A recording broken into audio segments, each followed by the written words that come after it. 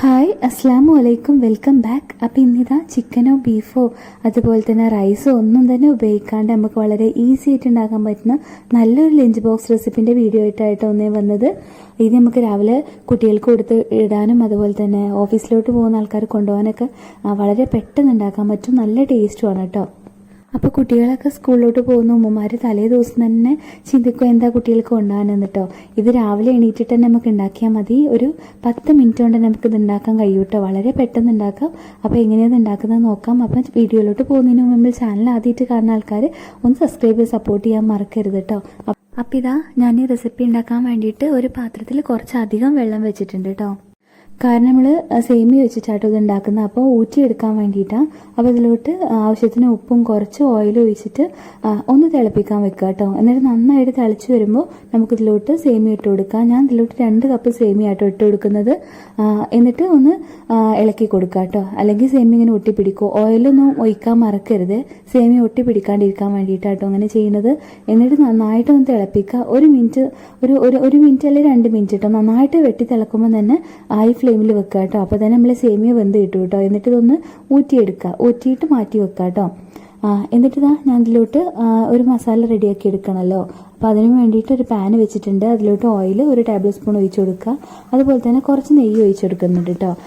ഒരു 1/2 ടീസ്പൂണൊക്കെ നെയ്യ് മതി. അല്ലെങ്കിൽ എനിക്ക് കുട്ടികൾക്കൊക്കെ ആണെങ്കിൽ നെയ്യിൽ മാത്രമായിട്ടും ചെയ്യാം കേട്ടോ. ഒരു 3 വെളുത്തുള്ളി ചെറുതാക്കി കട്ട് ചെയ്തിലോട്ട് ഇട്ട് കൊടുക്കുക കേട്ടോ. എന്നിട്ട് ആ വെളുത്തുള്ളിയുടെ പച്ചമണക്കം മാറിക്കഴിഞ്ഞിട്ട് നമുക്ക് വലിയുള്ളി ചെറുതാക്കി അരിഞ്ഞ് ഇതിലോട്ട് ചേർത്ത് കൊടുക്കണം. ഞാൻ ഒരു വലിയുള്ളി ആട്ടോ ഇതിലോട്ട് ചേർക്കാൻ വേണ്ടിയിട്ട് ചെറുതാക്കി അരിഞ്ഞ് വെച്ചത്. പിന്നെ അതിൻ്റെ കൂട്ടത്തിൽ തന്നെ ഞാൻ പൊട്ടറ്റോയും അതുപോലെ തന്നെ ക്യാരറ്റും ഇങ്ങനെ അരിഞ്ഞ് വെച്ചിട്ടുണ്ട്. ചെറുതാക്കി തന്നെ അരിയണം കേട്ടോ. എന്നാൽ ആ ഒരു ടേസ്റ്റ് കിട്ടുകയുള്ളൂ. ഞാൻ നേരത്തെ ഇങ്ങനെ ചെയ്ത് വെച്ചിട്ടുണ്ടായിരുന്നു കേട്ടോ. അതുകൊണ്ടാണ് അതിൻ്റെ കളറ് മാറിയത്. ഞാൻ കുട്ടികൾക്ക് കൊണ്ടുപോകാനാകുമ്പോൾ തലേ ദിവസം തന്നെ അരിഞ്ഞ് വെക്കും കേട്ടോ. ഇങ്ങനെ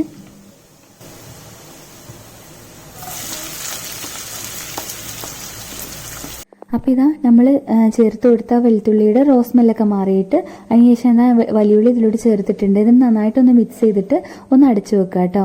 ഒന്ന് വലിയുള്ളി സോഫ്റ്റ് ആവണ വരെ അടച്ചു വെക്കുക. അതിനുശേഷം നമുക്ക് ഇതിലോട്ട് അരിഞ്ഞു വെച്ച പൊട്ടറ്റും അതുപോലെ തന്നെ ക്യാരറ്റും ചേർത്ത് കൊടുക്കുക.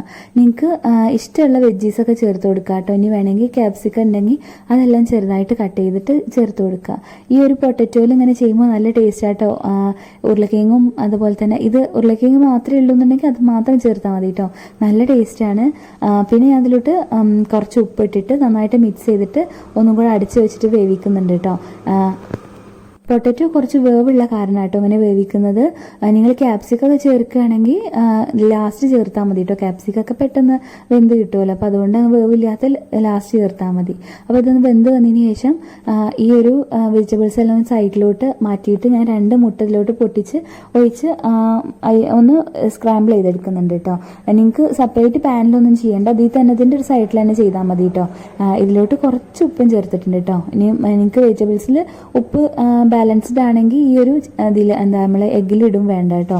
പിന്നെ ഞാൻ ഇതിലോട്ട് ചിക്കൻ ഒന്നും ചേർക്കാത്തതിന് പകരം ചേർക്കുന്നത് സോയാബീൻ ആട്ടോ. സോയാബീൻ ഞാൻ കുറച്ച് മഞ്ഞളും മുളക് പൊടിയും ഉപ്പും ചേർത്തിട്ട് ഒന്ന് മിക്സ് ആക്കിയിട്ട് ചെറുതാക്കി കട്ട് ചെയ്തിട്ട് കേട്ടോ. ചെറുതാക്കി കട്ട് ചെയ്തിട്ട് ഒന്ന് ഫ്രൈ ആക്കിയിട്ട് എടുത്തിട്ടുണ്ടായിരുന്നു കേട്ടോ. അപ്പം അതിങ്ങനെ ഫ്രൈ ആക്കിയിട്ട് ഇങ്ങനെ നിങ്ങൾക്ക് വെച്ചാലും മതി കേട്ടോ. അല്ലെങ്കിൽ ഇങ്ങനെ മസാല തേച്ചിട്ട് ഫ്രിഡ്ജിൽ വെച്ചാലും മതി. നിങ്ങൾക്ക് കുട്ടികൾക്കൊക്കെ സ്കൂളിൽ പോകാനാവുമ്പോൾ ഇങ്ങനെ എടുത്തിട്ട് കൊടുക്കാം കേട്ടോ. എന്നാൽ ഈ ചിക്കനൊക്കെ കൊണ്ടുപോകാൻ മടിയില്ല കുട്ടികളും. എപ്പോഴൊന്നും കുട്ടികൾക്ക് ചിക്കൻ കൊടുക്കില്ലല്ലോ. ഇതാവുമ്പോൾ കുട്ടികൾക്ക് ഇഷ്ടത്തിൽ കഴിച്ചോളൂ കേട്ടോ.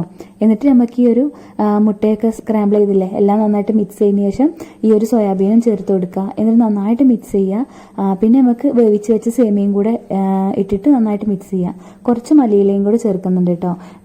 ഈ കുറച്ച് ഹൈ ഫ്ലെയിമിലിട്ടിട്ട് നന്നായിട്ട് മിക്സ് ചെയ്തെടുക്കുക കേട്ടോ. ഇങ്ങനെ കുറച്ചായിട്ട് മിക്സ് ചെയ്തെടുത്താൽ മതി. തീരെ അങ്ങ് ഉടച്ചെടുക്കണ്ട കേട്ടോ. അപ്പോൾ സേമിയ പറ്റ ഉടഞ്ഞ പോലെയാവും. ഇങ്ങനെ ചെയ്താൽ തന്നെ മതി. വേറെ വെജിറ്റബിൾസ് ഒന്നും വേണ്ട. ഇങ്ങനെ കുട്ടികൾക്ക് ഇഷ്ടത്തോടു കൂടി കഴിക്കൂട്ടോ. നല്ല ടേസ്റ്റ് ഉണ്ടായിരുന്നു. നല്ല അടിപൊളിയായിരുന്നു കേട്ടോ. നമ്മൾ ചിക്കനും ബീഫും ഒന്നും വേണ്ട. ഇങ്ങനെ തന്നെ വളരെ ഈസി ആയിട്ട് നമുക്ക് വീട്ടിൽ രാവിലെ തന്നെ റെഡിയാക്കാം. കുട്ടികൾ പോകാൻ നമുക്ക് ഒരു 10 മിനിറ്റ് മുമ്പേ നമുക്ക് റെഡിയാക്കാം കേട്ടോ. അത്ര ഈസി ആയിട്ട് ഉണ്ടാക്കാൻ പറ്റുന്നൊരു റെസിപ്പിയാണ്. അപ്പോൾ എല്ലാവരും ഒന്ന് ട്രൈ ചെയ്തു നോക്കുക കേട്ടോ. പിന്നെ നമ്മൾ ഇന്നത്തെ വീഡിയോ എനിക്ക് ഇഷ്ടമായിട്ടുണ്ടെങ്കിൽ ഇപ്പം തന്നെ വീഡിയോ ഒന്ന് ലൈക്ക് ചെയ്യാൻ മറക്കരുത്.